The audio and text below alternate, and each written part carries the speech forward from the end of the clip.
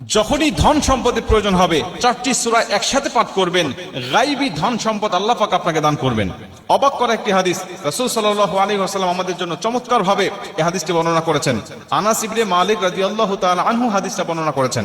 তিরমিজি শরীফের 2895 নম্বর হাদিস। তিনি বলছেন, আন্না রাসূলুল্লাহ সাল্লাল্লাহু আলাইহি ওয়াসাল্লাম ক্বালা লিরাজুলিন মিন আসহাবি, রাসূল সাল্লাল্লাহু আলাইহি ওয়াসাল্লামের কাছে একজন সাহাবী আসলেন।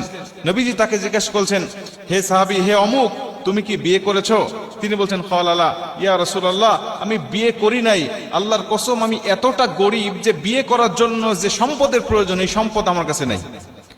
আমি এতটাই গরীব যে বিয়ে করার জন্য যে মালের প্রয়োজন হবে, সম্পদের প্রয়োজন হবে, এইটুকু সম্পদ আমার কাছে নাই। নবীজি, আমি কেমনে বিয়ে করব?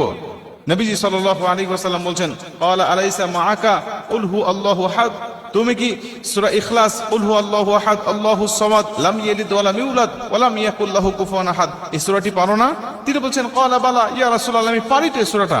নবীজি বলছেন, ক্বালা আলাইসা মাআকা ইযা জাআ নাসরুল্লাহি ওয়াল ফাত, তুমি কি সূরা নাসর ইযা জাআ নাসরুল্লাহি ওয়াল ফাত ওয়া রাআইতান নাসা ইয়াদখুলুনা ফি দীনিল্লাহি আফওয়াজা ফাসাব্বিহ বিহামদি রাব্বিকা ওয়াস্তাগফির ইন্নাহু কানা তাওয়াবা, এই সূরাটি তুমি পারো না? সাহাবী বলছেন, ক্বালা বালা ইয়া রাসূলুল্লাহ, এই সূরাটি তো আমি পারি। নবীজি বলছেন, ক্বালা আলাইসা মাআকা, হে সাহাবী, তুমি কি কুল ইয়া আইয়ুহাল কাফিরুন, এই সূরাটি পারো না? কাফিরুন সূরাটা কি তুমি জানো না? তিনি বলছেন, ইয়া রাসূলুল্লাহ, এই সূরাটাও তো আমি পারি।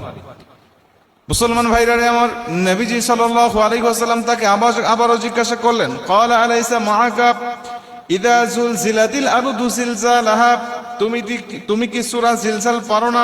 সাহাবী বলেন, ক্বালা বালা ইয়া রাসূলুল্লাহ, সূরা জিলজাল তো আমার মুখস্থ আছে, প্রত্যেকটা সূরা আমি পারি। যে চারটি সূরার কথা আপনি বললেন, নবীজি বলছেন এই চারটি সূরা তুমি পাঠ করো আর তুমি বিয়ে করে নাও। নবী দুবার বললেন, তুমি যদি এই চারটি সূরা নিয়মিত পাঠ করতে পারো, আমার আল্লাহ পাক তোমাকে গায়বী রুজির ব্যবস্থা করে দিবেন। তুমি যদি চারটি সূরা একসাথে পাঠ করতে পারো, আমি নবীজি বলছি, তুমি বিয়ে করছো, বিয়ে করতে ভয় পাচ্ছ না, ভয়ের প্রয়োজন হবে না। আমার আল্লাহ তোমাকে গায়বী রুজির ব্যবস্থা করবে, গায়বী তোমাকে সাহায্য দান করবে। এই হাদিস থেকে প্রমাণ হয়, যদি আমরা এই চারটি সূরা সকাল বিকাল যখনই আমাদের মনে হবে, বা 5 ওয়াক্ত ফরজ নামাজের পরে যখনই আমাদের স্মরণ হবে, মনে হবে, তখন এই চারটি সূরা যদি আমরা পাঠ করতে পারি, এই চারটি সূরাই কিন্তু ছোট্ট ছোট্ট সূরা। আর আমরা নামাজের মধ্যে এই সূরাগুলো তেলাওয়াত করি সবচেয়ে বেশি। এই সূরাগুলো কিন্তু আমাদের অধিকাংশ মানুষের মুখস্থ রয়েছে। এই চারটি সূরা যদি একত্রিত পাঠ করতে পারি, বা যখনই স্মরণ হবে, আমরা সিরিয়াল মেনটেন করে সূরা জিলজাল আগে পাঠ করলাম, এরপরে সূরা কাফিরুন পাঠ করলাম, এরপরে সূরা নাসর পাঠ করলাম, এরপরে সূরা ইখলাস পাঠ করলাম।